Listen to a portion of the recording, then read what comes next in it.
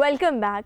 तो प्यारे बच्चों, ब्रेक पे जाने से पहले हमने हज़रत शुएब अलैहिस्सलाम की कौम का किस्सा पढ़ा और हमने ये देखा कि किस तरीके से वो धोखेबाजी करते थे, किसी का माल ले लिया करते थे, नाप तोल में कमी करते थे। तो क्या आपके पास ऐसे कोई एग्जांपल्स हैं? आपने अपनी ज़िंदगी में ऐसी चीज़ें देखी हैं कि लोग इस तरीके से करते हो? क्या एग्जाम्पल्स हैं? आप लोगों को क्या समझ आया? हमें झूठे इल्ज़ाम नहीं लगाने चाहिए दूसरों के ऊपर, और हमें अपनी गलती हो तो मान लेना चाहिए। बिल्कुल सही। और धोखे के कोई एग्जाम्पल्स हैं आपके सामने?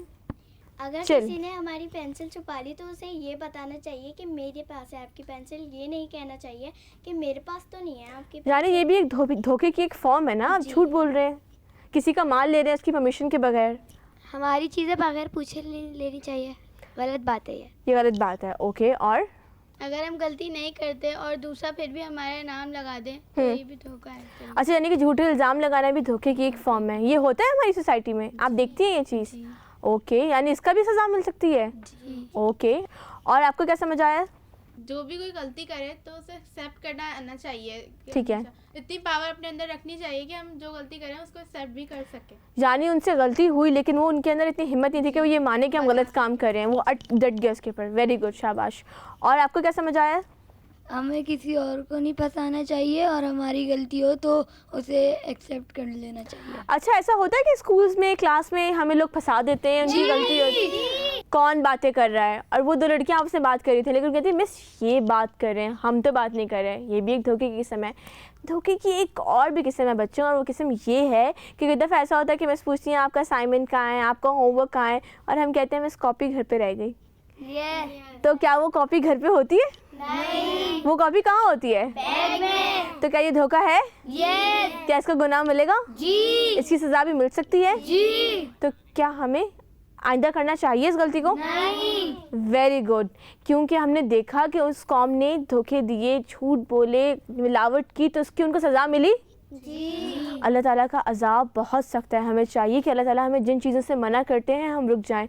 और आपको पता है अल्लाह ताला हमें जिन चीज़ों से मना करते हैं, अगर हम उससे रुकते हैं तो उसमें हमारा ही फ़ायदा है। वो हमारी बेहतरी के लिए होता है, वो हमारे अच्छे के लिए होता है। कहीं ना कहीं जाके उससे रुकना हमारे काम ही आएगा। ये बात तो हम सब जानते हैं ना कि अल्लाह के हर फैसले में कोई ना कोई हिकमत छुपी हुई होती है। अल्लाह ताला अगर हमसे कोई नेमत लेते भी हैं तो उसके पीछे भी कोई हिकमत होती है। कोई नेमत मिलती है तो उसके पीछे कोई हिकमत होती है। कई दफ़ा एक लड़की, फॉर एग्जांपल, एक लड़की फ़र्स्ट आने के लिए बहुत मेहनत कर रही होती है। मैं तो फ़र्स्ट आऊँगी, इस दफ़ा तो मैं ज़रूर फ़र्स्ट आऊँगी, लेकिन वो फ़र्स्ट नहीं आती, वो सेकंड आ जाती है। पता है इसकी हिकमत क्या हो सकती है? उसको लगता है कि इसमें तो कोई हिकमत नहीं, अल्लाह का डिसीजन है, उसे समझ नहीं आता। लेकिन आपको लगता है इसमें कोई हिकमत है? ऐसा हो सकता था कि अगर वो फर्स्ट आ जाती तो उसके दिमाग में गरूर आ जाता। ये बात तो अल्लाह को पता है ना, आगे का मुस्तकबिल तो अल्लाह जानता है, इंसान तो कुछ भी नहीं जानता। तो इसलिए हमें अल्लाह के फ़ैसले में राज़ी रहना चाहिए और अल्लाह के बनाए हुए रसूलों की पासदारी करनी चाहिए। अब मुझे ये बताइए कि आप में से कौन सा बच्चा मुझे नात सुनाएगा? सब सुनाएंगे? इकट्ठे सुनाएंगे? चलें जी, बिस्मिल्लाह करते हैं फिर। मैं तो उम्मती हूँ, मैं शाहिर उम्म, कर दे मेरे आका नज़्रे करम। मैं तो बेसहारा हूँ, दामन भी है खाली, नबियों के नबी तेरी शान है निराली। मैं तो उम्मती हूँ, मैं शाहिर उम्म, कर दे मेरे आका नज़्रे करम। गम के अंधेरों में घिरा हुआ है, आका दुश्वार जीना मेरा हुआ है। बिगड़ी बना दे मेरी तैबा के वाली, बिगड़ी बना दे मेरे तैबा के वाली, नबियों के नबी तेरी शान है निराली। मैं तो उम्मती हूँ, ऐ शाहे उम्म, कर दे मेरे आका नज़्रे करम।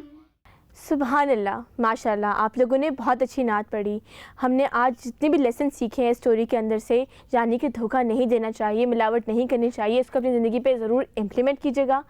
अब मैं आपसे इजाज़त चाहूँगी। आपकी होस्ट आयशा रमला दोबारा एक नई स्टोरी लेके क़ससुल कुरान के अंदर दोबारा हाज़िर होगी। तब तक के लिए आपसे इजाज़त चाहते हैं। अल्लाह हाफ़िज़।